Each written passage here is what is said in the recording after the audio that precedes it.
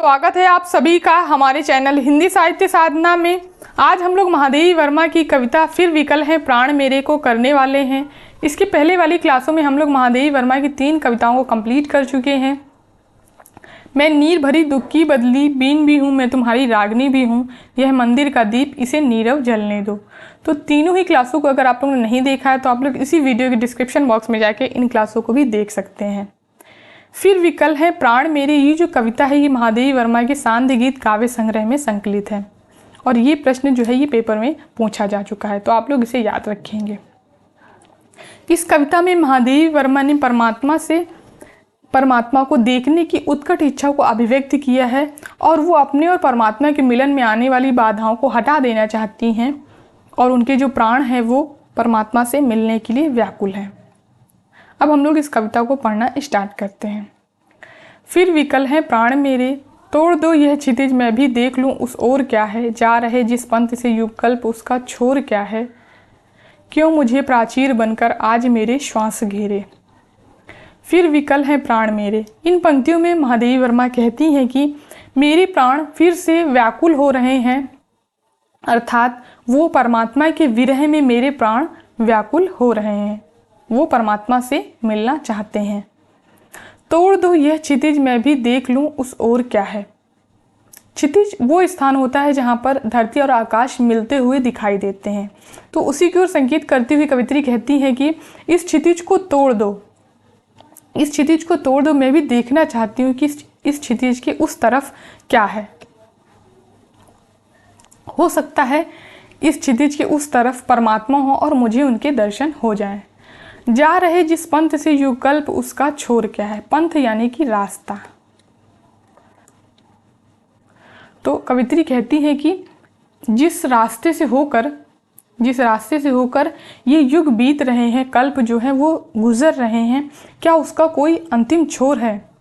अर्थात कवित्री कहती है कि जिस रास्ते से होकर ये समय जो है ये बीता जा रहा है उसका कोई तो अंतिम छोर होगा। हो सकता है वहाँ पर परमात्मा हो और मुझे उनके दर्शन हो जाएं। क्यों मुझे प्राचीर बनकर आज मेरे श्वास घेरे। तो इन पंक्तियों में कवित्री कहती है कि ना जाने क्यों आज प्राचीर बन करके मेरे जो श्वास हैं वो मुझे घेरे हुए हैं, अर्थात मुझे ये श्वासों का बंधन जो है वो मुझे रोके हुए है, मैं चाह कर भी कुछ नहीं कर सकती। सिंधु की निस्सीमता पर लघु लहर का लाश कैसा, दीप लघु सिर पर धरे आलोक का आकाश कैसा, दे रही मेरी चिरंतनता क्षणों के साथ फेरे। सिंधु की निस्सीमता पर लघु लहर का लाश कैसा, निस्सीमता अर्थात सीमा के परे, लाश होता है नृत्य। तो कवित्री कहती है कि इस विशाल समुद्र पर एक छोटी सी जो लहर है वो भी नृत्य कर रही है, अर्थात इस विशाल समुद्र का हिस्सा होकर ये छोटी सी लहर भी जो है वो गर्व का अनुभव कर रही है। दीप लघु सिर पर धरे आलोक का आकाश कैसा, आलोक यानी कि प्रकाश। तो कवित्री कहती है कि जो दीपक है ये भी अपने छोटे से सिर पर प्रकाश को धारण किए हुए, अर्थात ये भी प्रकाश का हिस्सा होकर गर्व का अनुभव कर रहा है। अर्थात विशाल समुद्र का हिस्सा होकर, जिस प्रकार विशाल समुद्र का हिस्सा होकर ये लहर भी गर्व का अनुभव कर रही है और दीप भी प्रकाश का हिस्सा होकर गर्व का अनुभव कर रहा है, उसी प्रकार मुझे भी परमात्मा से जुड़कर गौरवान्वित होना है, लेकिन ना जाने क्यों परमात्मा जो है वो मेरी ओर से निष्ठुर है। दे रही मेरी चिरंता क्षणों के साथ फेरे। इसमें कवित्री कहती है कि मेरी जो आत्मा है वो परमात्मा का अंश है, इसलिए वो भी अनश्वर है। तो कहती है कि मेरी आत्मा परमात्मा की तरह अनश्वर होते हुए भी क्षण क्षण तड़पती हुई, क्षणों के साथ फेरे अर्थात क्षण क्षण तड़पती हुई समय को बिता रही है। अर्थात मैं परमात्मा का अंश हूँ, इसलिए मेरी आत्मा भी अनश्वर है और वो क्षणों के साथ परमात्मा के विरह में समय को बिता रही है। बिंब ग्राहकता कड़ों को शलभ को चिर साधना दी, पुलक से नभ भर धरा को कल्पना में वेदना दी, मत कहो हे विश्व झूठे हैं अतुल वरदान तेरे। तो इन पंक्तियों में कवित्री कहती है कि बिंब ग्राहकता होगा आकार, बिंब होता है आकार, ग्राहकता यानी किसी भी आकार को ग्रहण करने, धारण करने की शक्ति। तो इन पंक्तियों में कवित्री कहती है कि ईश्वर ने कणों को भी आकार को ग्रहण करने की शक्ति दी है, शलभ को चिर साधना दी, और ईश्वर ने पतंगे को रोशनी के पास जाकर उसमें जलकर नष्ट हो जाने की शक्ति दी है। अर्थात ईश्वर ने संसार के प्राणियों को शक्तियाँ दी हैं। उन्होंने कणों को आकार ग्रहण करने यानी किसी भी आकार में ढलने की शक्ति दी है। जो शलभ है उसको भी चिर साधना दी है, अर्थात वो भी रोशनी के पास जाकर उसमें जलकर नष्ट हो जाने की शक्ति जो है वो शलभ को दी है। पुलक से न भर धरा को कल्पना में वेदना दी। पुलक होता है रोमांच। तो इनमें कहती है कि ईश्वर ने आकाश को भी, नभ यानी कि आकाश को भी रोमांच से भर दिया है, और धरा को यानी धरती को कल्पना में पीड़ा दी है।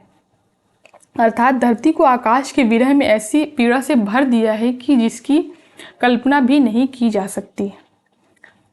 मत कहो हे विश्व झूठे, हैं अतुल वरदान तेरे। तो हे जगत के प्राणियों, ऐसा मत कहो कि ईश्वर द्वारा जो इतने सारे वरदान दिए गए हैं, इतनी सारी जो शक्तियाँ प्रदान की गई हैं, अतुल यानी जिसकी तुलना नहीं की जा सकती। तो इतनी सारे जो अतुलनीय वरदान दिए हैं वो सारे ही झूठे हैं। अर्थात ईश्वर के द्वारा जो अनमोल गुण प्राणियों को दिए गए हैं वो सारे ही झूठे हैं, उनकी कोई भी कीमत नहीं है। तो ऐसा मत कहो। नभ डुबा पाया न अपनी बाढ़ में भी क्षुद्र तारे, ढूंढने करुणा मृदुल घन चीर कर तूफान हारे, अंत के तम में बुझे क्यों आदि के अरमान मेरे। नभ डुबा पाया न अपनी बाढ़ में भी क्षुद्र तारे। क्षुद्र अर्थात छोटे, छोटे महत्वहीन, छोटे कह लीजिए या महत्वहीन कह लीजिए। नभ अर्थात आकाश। तो इन पंक्तियों में कवित्री कहती है कि आकाश में बड़े बड़े ग्रहों के होने के कारण वहाँ कंपन होता है, उसी को बाढ़ इनमें कहा गया है इन पंक्तियों में। तो कहती है कि वहाँ पर कंपन होता है। तो कहती है कि आकाश में बड़े बड़े ग्रहों के होने के कारण कंपन होता है, अर्थात वहाँ पर हलचल होती है। तब भी इन छोटे छोटे तारों को वह अपनी हलचल में, आकाश अपनी हलचल में इन छोटे छोटे तारों को भी नहीं डुबा पाता है। वो भी अपना अस्तित्व जो है वो बनाए हुए हैं। ढूंढने करुणा मृदुल घन चीर कर तूफान हारे। अर्थात कवित्री कहती है कि तूफान अर्थात तेज हवाएं जो हैं वो भी मृदुल यानी कि कोमल।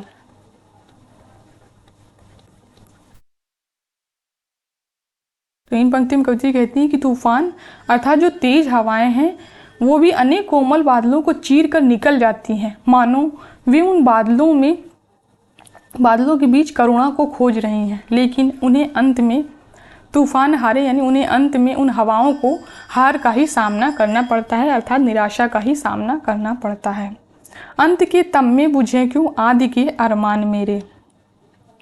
इन पंक्तियों में कवित्री कहती है कि जीवन के आरंभ में मैंने जो अरमान पाले थे वो जीवन के अंतिम दिनों में इस तरह समाप्त होने जा रहे हैं जिस प्रकार से कोई दीपक बुझ जाता है, अर्थात उनका पूरा होना संभव नहीं है। तो कवित्री कहती है कि ईश्वर ना जाने क्यों मेरे प्रति इतने निष्ठुर हैं, मेरे प्राण जो हैं वो प्रियतम अर्थात परमात्मा के विरह में व्याकुल है। तो ये थी ये कविता। अगर आप लोगों को ये कविता पसंद आई हो तो आप लोग इसको लाइक करिए, शेयर करिए एंड हमारे चैनल को सब्सक्राइब करिए।